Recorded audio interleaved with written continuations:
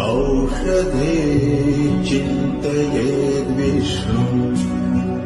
भोजने च जनार्दनम्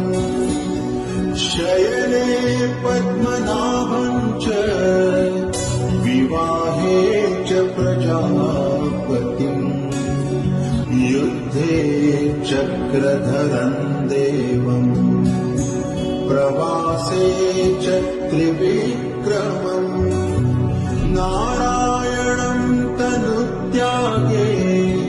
श्रीधरम् प्रियसङ्गमे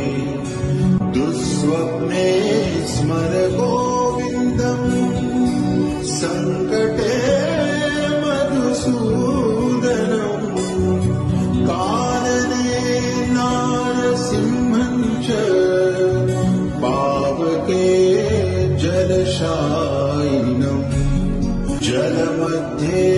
वराहम् च पर्वते रघुनन्दनम्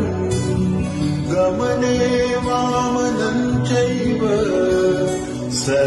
सर्वकार्येषु माधवम्